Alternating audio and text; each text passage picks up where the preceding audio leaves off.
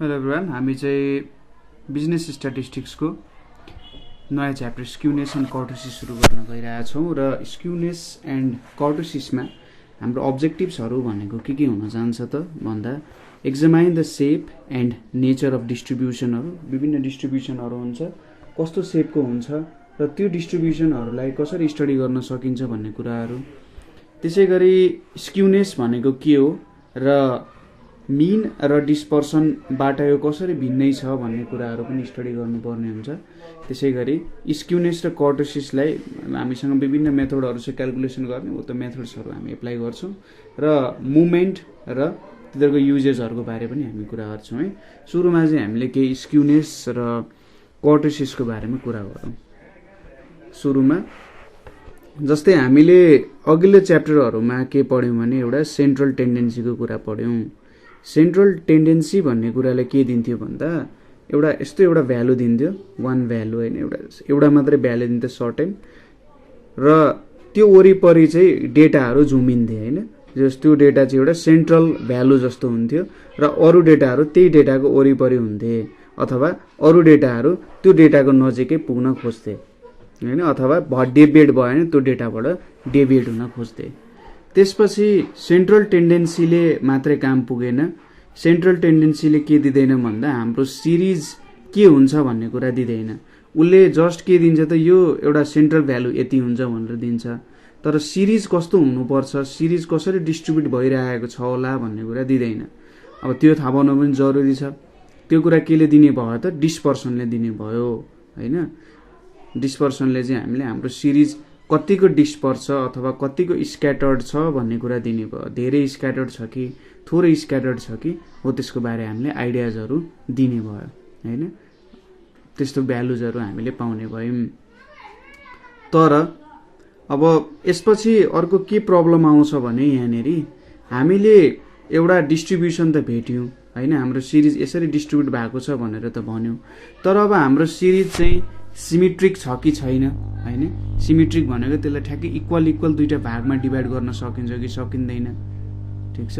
त्यसै गरी अब अलिकति सिरिज जस्तै हामीले बनायौँ भने त्यो सिरिजको ग्राफ एउटा चुचो बनेर निक्लिन्छ कि एउटा यसरी फ्ल्याट भएर निस्किन्छ, यस्तो कुराहरू होइन। र यही आदि इत्यादि कुराहरू चाहिँ हाम्रो सेन्ट्रल टेन्डेन्सी र डिस्पर्सनले दिन सक्दैन। भन्न खोजेको ग्राफको एउटा अथवा जुन हाम्रो भ्यालु छ तिनीहरूको एउटा टेन्टेटिभ नेचरको बारेमा सेन्ट्रल टेन्डेन्सी र डिस्पर्सनले चाहिँ कुरा गर्न सक्दैन होइन।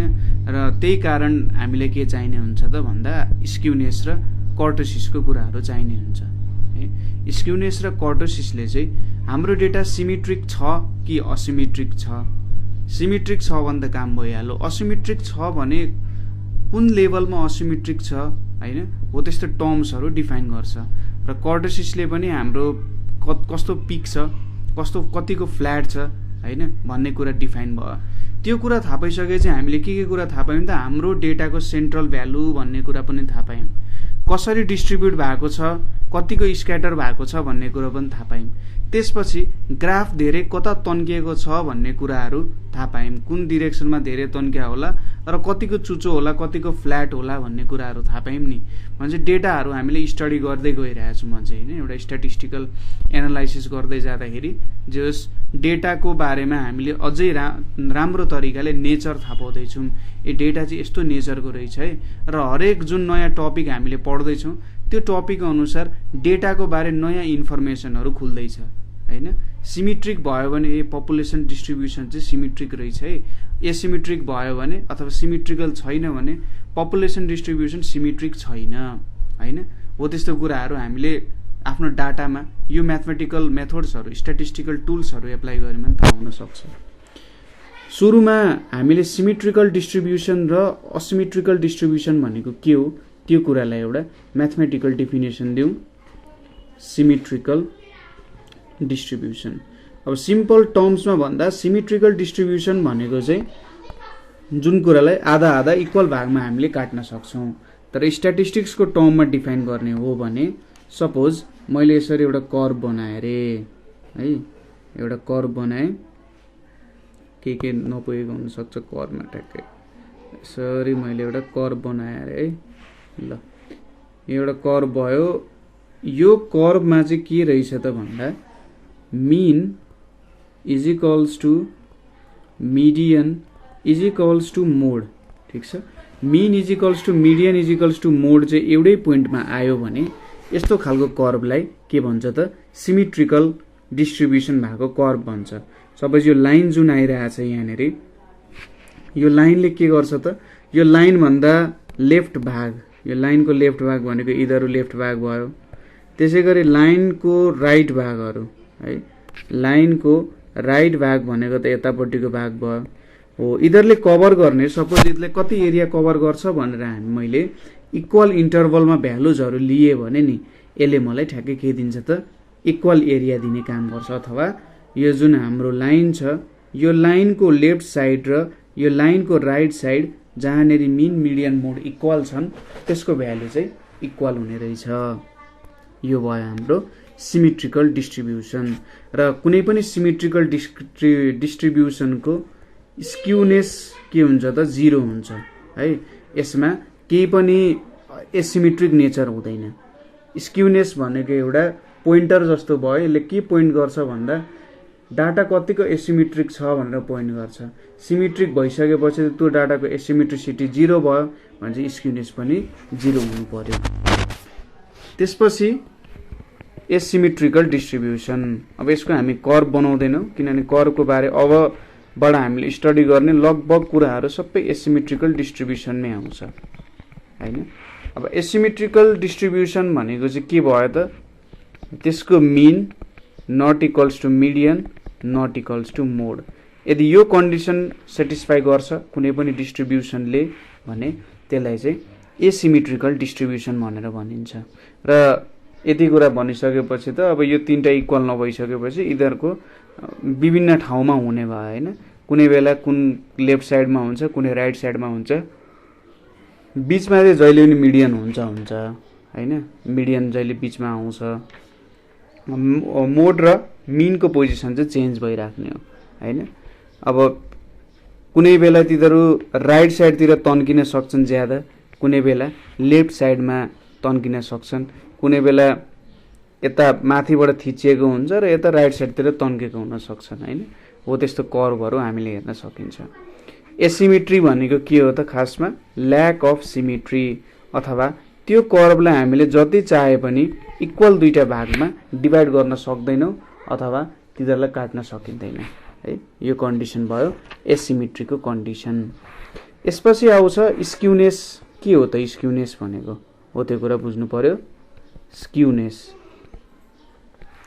स्क्युनेस भनेको ल्याक अफ सिमेट्री। कुनै कुरालाई सिमेट्रिकल हुनुपर्ने छ हैन त्यो भन्न खोजे हो। जस्तै कुनै कुरालाई सिमेट्रिकल हुनुपर्ने छ। जस्तै एउटा सानो फुटबल छ, त्यो फुटबलमा तपाईँले हावा भर्नु भएको छैन हैन। हावा भरेको छैन त कचाकुचुक हुँदा त्यसले त एउटा पृथ्वी जस्तो गोलाकार हुन्छ नि, हो त्यस्तो सेप हुँदैन त्यसको। तर त्यसलाई हावा भर्दै जानु भने बिस्तारै त्यो गोलाकार हुँदै जान्छ हैन। स्फेरिकल सेप गेन गर्दै जान्छ हो। हामीले सुरुदेखि अन्त्यसम्म मेजर गर्दै गयौँ भने त्यो चाहिँ यदि हामीले स्फियरलाई चाहिँ सिमेट्रिकल मानौँ, हुन पनि सिमेट्रिकलै हो, र त्यो सानो फुटबल जुनमा हावा भरेको छैन त्यसलाई एसिमेट्रिकल मानौँ भने जति बेला हावा भरेको छैन त्यति बेला त्यसमा सबसे धेरै एसिमेट्री हुन्छ अथवा ल्याक अफ सिमेट्री हुन्छ। तर जति जति हावा भर्दै जान्छौँ त्यसको सिमेट्री बढ्दै जान्छ अथवा त्यो चाहिँ स्फियरसँग नजिक हुँदै जान्छ। त्यही भन्न खोजे हो। त्यो स्क्युनेसले पनि के मेजर गर्छ भन्दा ल्याक अफ सिमेट्री भन्दा पनि यसलाई एक्ज्याक्ट रूपमा भन्नुपर्दा चाहिँ ऊ चाहिँ सिमेट्री हुनुभन्दा कति टाढा छ भनेर दिन्छ उसले हैन। सिमेट्रिकल हुनुभन्दा कति टाढा छ भनेर चाहिँ स्क्युनेसले दिने गर्छ र त्यही कुरालाई चाहिँ ल्याक अफ सिमेट्री भनेर डिफाइन गरे हो। तर सिमेट्रिकल अब्जेक्ट नभइकन हामीले एसिमेट्रिकल अब्जेक्ट डिफाइन गर्न सक्दैनौँ हैन। कुनै एक्ज्याक्ट फर्म नभएसम्म हामीले के को लागि चाहिँ एसिमेट्री डिफाइन गर्ने त त्यो क्वेसन आउन सक्छ। त्यही हो सिमेट्रिकल छ कि छैन भन्ने कुराहरू चाहिँ हामीले हेर्नुपर्ने हुन्छ। हाम्रो स्ट्याटिस्टिकल डेटाहरू जुन हुन्छ स्ट्याटिस्टिकल डेटामा सिमेट्री आयो भने त्यो सबसे राम्रो कुरा, किनभने सिमेट्री आइसकेपछि धेरै कुराहरू आफै मिल्दै जान्छ, धेरै क्याल्कुलेसन्सहरू गर्नु परेन। तर जहिले पनि डेटामा सिमेट्री आउँछ भन्ने छैन।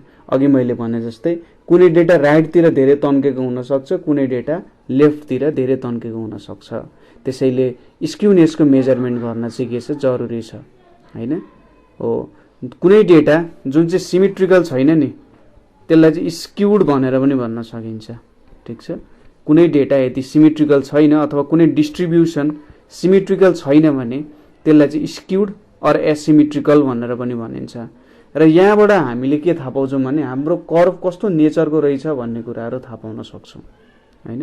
कस्तो नेचरको रहेछ, कतातिर धेरै ढल्क्या रहेछ, पोजिटिभ साइडतिर धेरै गएको छ कि नेगेटिभ साइडतिर धेरै गएको छ भन्ने कुराहरू आउन सक्छ। यसपछि के हो भन्दा ल ठिक छ, हामीले पढ्यौँ स्क्युनेस भनेको एउटा ल्याक अफ सिमेट्री हो। र जेनरली हामीले स्क्युनेस डिफाइन गर्दा चाहिँ 2 टाइप्स अफ स्क्युनेस हुन्छ हामीले होइन। 2 ब्रोड टाइप्स अफ स्क्युनेस हुन्छ।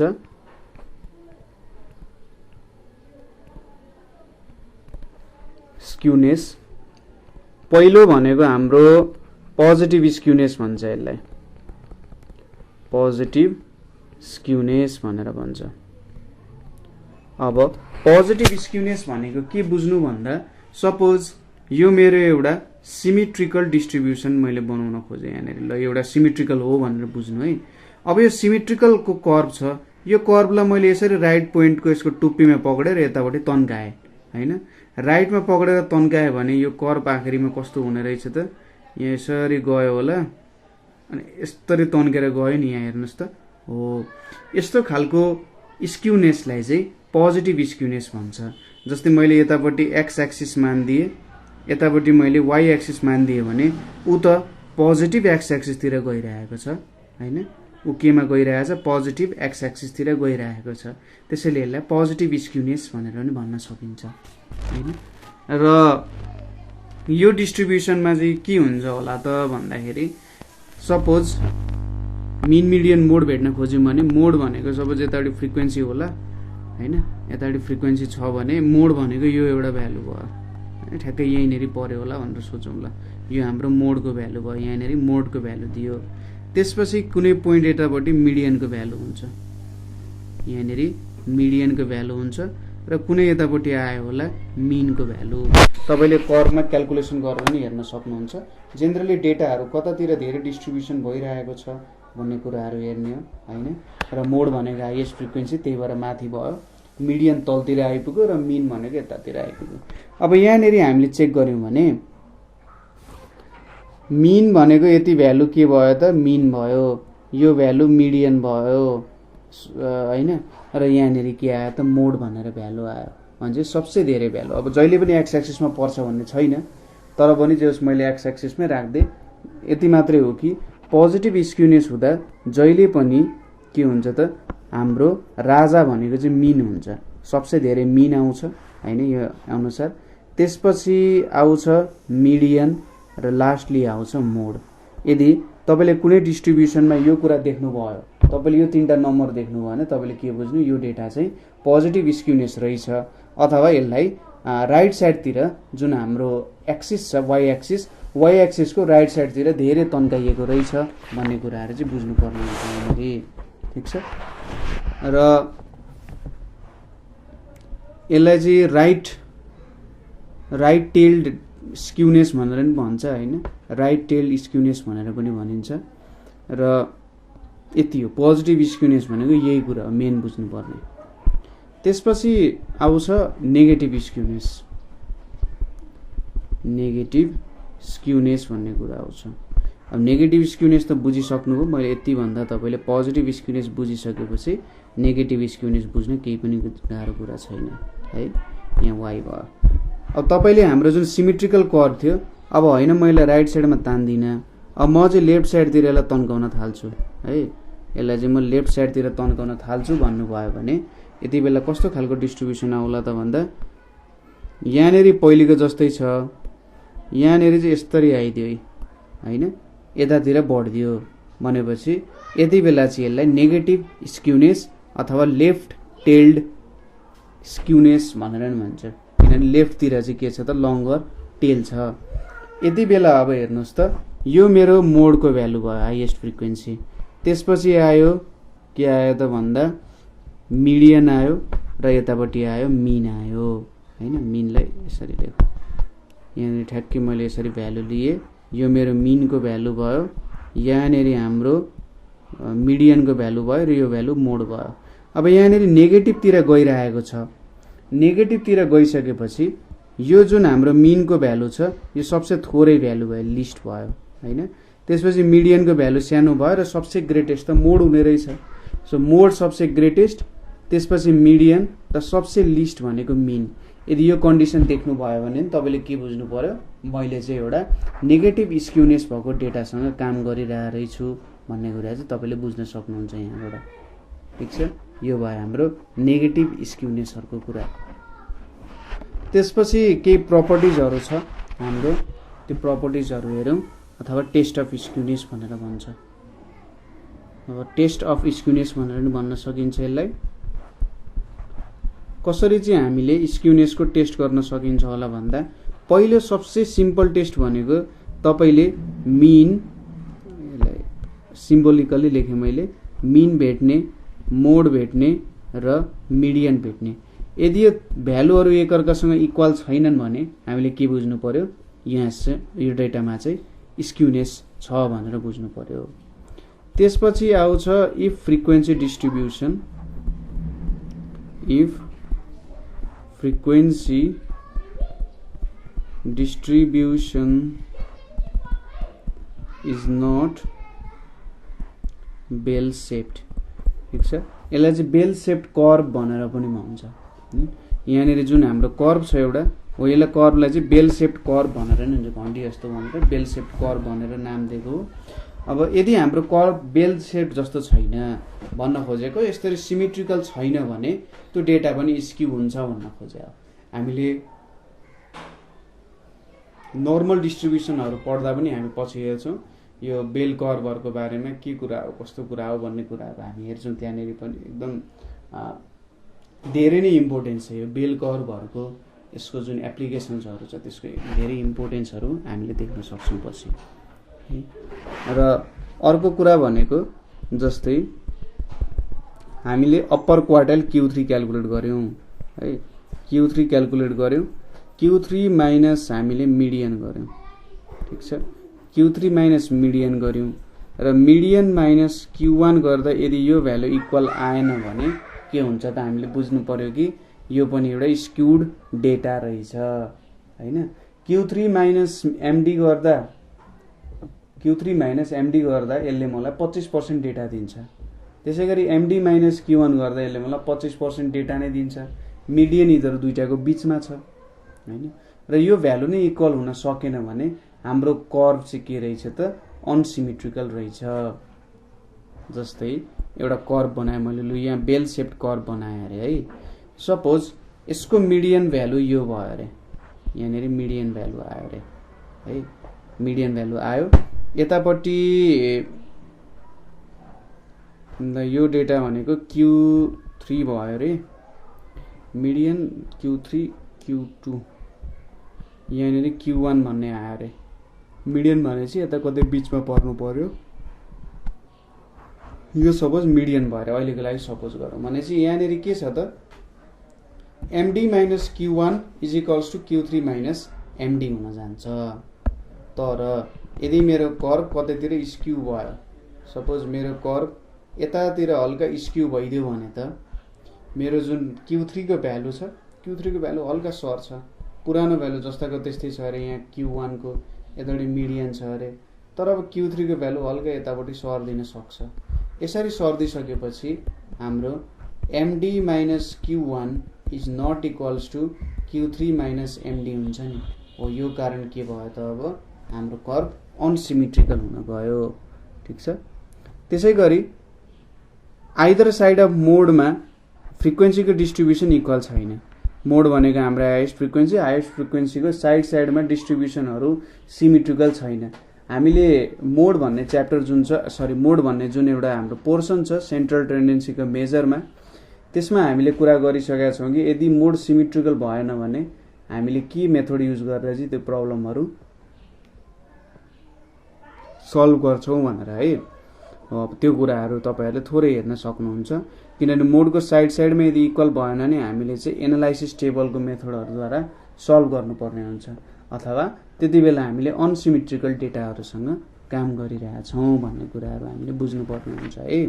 ठिक छ, आज हामीले थोरै यहाँनिर स्क्युनेसको बारेमा हेऱ्यौँ होइन। स्क्युनेस भनेको के रहेछ, सिमेट्रिकल डिस्ट्रिब्युसन भनेको के रहेछ भन्ने कुराहरू र स्क्युनेस कसरी टेस्ट गर्न सकिन्छ भनेर यहाँसम्म केही बुझ्नु भएन भने हामीलाई कमेन्ट गर्न सक्नुहुन्छ, अथवा 9849595895 मा कल गर्न सक्नुहुन्छ है। So thank you for watching.